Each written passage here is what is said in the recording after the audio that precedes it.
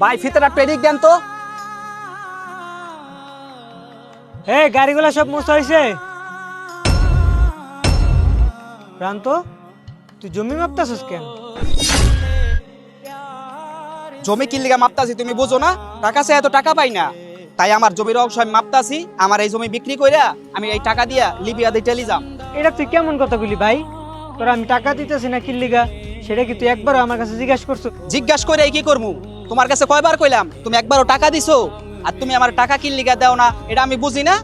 আমি যদি লিবিয়া দিয়ে টেলি যাই, তারপর অনেক টাকা পয়সা কামামু, তোমার থেকে আমি বড়লোক হয়ে যাবো, মানুষ আমার সুনাম করবো, এটা তুমি মানতে পারবা না। হ ভাই, আপনি ঠিকই কইছেন। এর লিগে আপনার ভাই আপনার টাকা দিতে আসছে না। আমি আপনি চুপ থাকেন বাইরে। তো যদি লিবিয়া দিয়ে ইটালি যাওয়ার এত ইচ্ছা থাকে, আমার বাবার রেখে যাওয়া এই সম্বলটুকু তুই বেচিস না ভাই।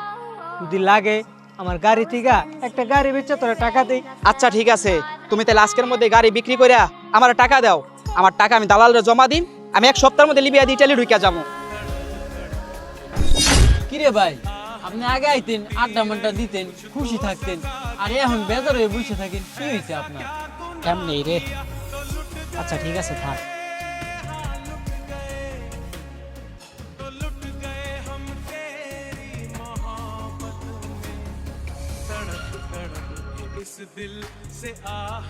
ভাই হ্যাঁ প্রান্ত, কি ব্যাপার ভাই?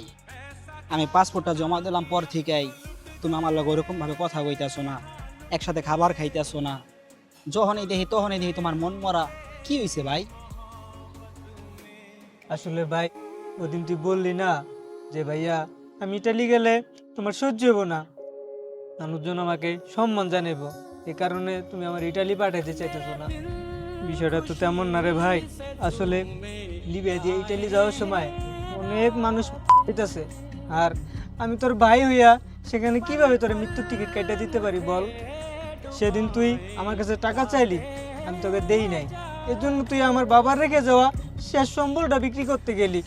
আমি বাধ্য হইয়া আমার নিজের গাড়ি বেচা আমি তোকে টাকা দিছি, যাতে আমার বাবার শেষ সম্বলটা বিক্রি করা না লাগে। তোর আমি আজ পর্যন্ত বুঝাইতে পারলাম না প্রান্ত, তোর আমি কতটা ভালোবাসি।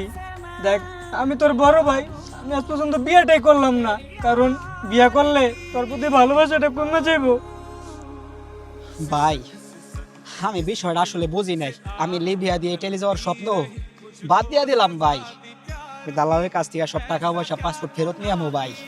আর তুমি যে ভাই হইয়া বাইরে এতটা ভালোবাসবা, এটা আমি কখনো ভাববা দেখি নাই ভাই। আমিও তোমার ভালোবাসি ভাই।